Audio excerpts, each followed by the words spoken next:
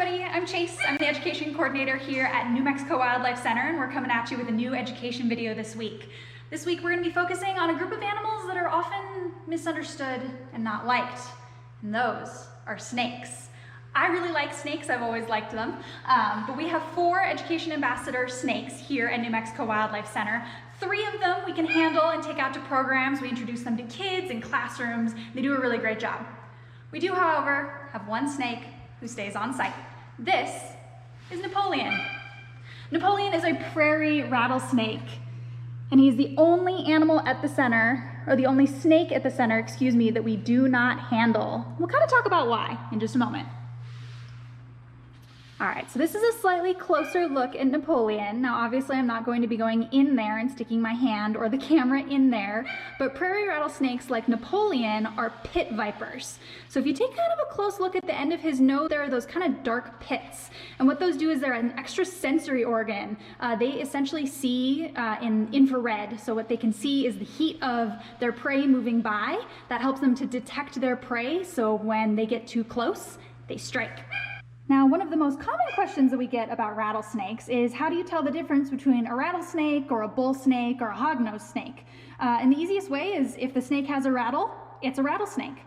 Now, each time a rattlesnake sheds, they do add what's called a button to the end of that rattle.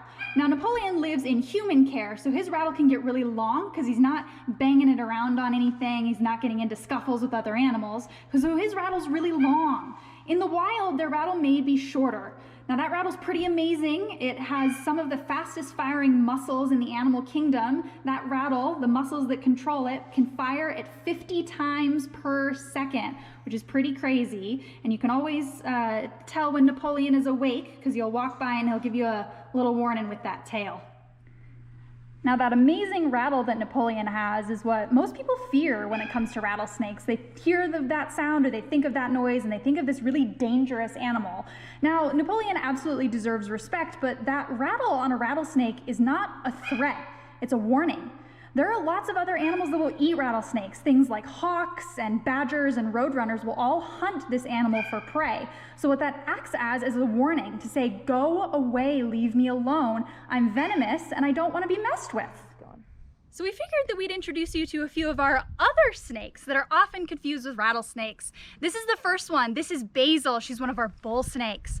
Now, these obviously look a lot different than rattlesnakes. She is a colubrid snake, so she is considered a rear-fanged snake. So unlike Napoleon, who's gonna have those really big front venomous fangs, Basil does not have that. So you'll see if you take a closer look at her head, it doesn't have that same spade shape that Napoleon had.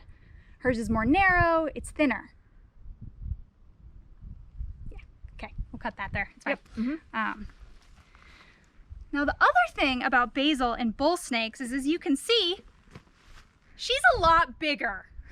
Prairie rattlesnakes like Napoleon get to about half this size. And the last thing about Sadie that tells you that she's not a rattlesnake, there's no rattle on that tail. Now what bull snakes will do is they will mimic rattlesnakes because rattlesnakes are often not bothered. So what bull snakes will do, they will mimic the look and sound and behavior of the more dangerous rattlesnake so that predators leave them alone. What they'll do is they'll actually flatten out their head a little bit so it's got kind of that spade shape like a rattlesnake. They'll also hiss and puff up a little bit, and they'll even shake their tail in dry leaves, and it mimics the sound of that rattlesnake's rattle.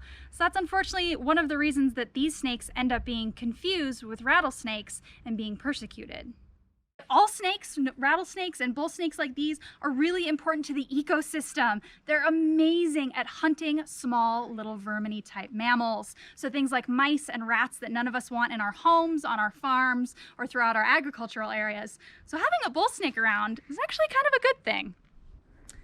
So we just introduced you to the largest snake at the center, Basil, our bull snake. This is the smallest. This little cutie is Harley, our hognose snake. Now, unfortunately, they are also mistaken for rattlesnakes. So you see that her head is a little bit closer shaped to that of a rattlesnake, and they do an awesome rattlesnake impression. She even just did it with me when I took her out of her enclosure. These tiny little snakes are surprisingly fierce. Now the way you can tell them from a rattlesnake is if you take a look at that cute little face. Do you see that upturned nose? That's where they get the name hognose. These are burrowing snakes. So what that does is kind of acts like a shovel, and it helps her to move earth away as she's burrowing underground. Now, one big difference that you can tell that she isn't a rattlesnake, again, is she lacks that rattle on that tail. You can also see she's really little. Rattlesnakes are gonna get a lot bigger than these guys are. She's just a tiny little thing. And this is about their maximum size. Now, another big difference between a hognose snake and a rattlesnake is their underside. If you take a look at the underside of Harley, she's got that beautiful dark coloration. Prairie rattlesnakes do not have that. Another great point of comparison between between rattlesnakes and non-rattlesnakes is the differences in color and pattern and that sort of thing. So on the left, we have the skin of a western diamondback rattlesnake, and on the right is a bull snake. So you can see as we come down the animal, they both have kind of that darker patterning on the back, and it lightens as it goes down onto their undersides. But the big kicker is when you get down to the tail. So you can see the snake on the right, our bull snake, does not have a rattle, but the one on the left does.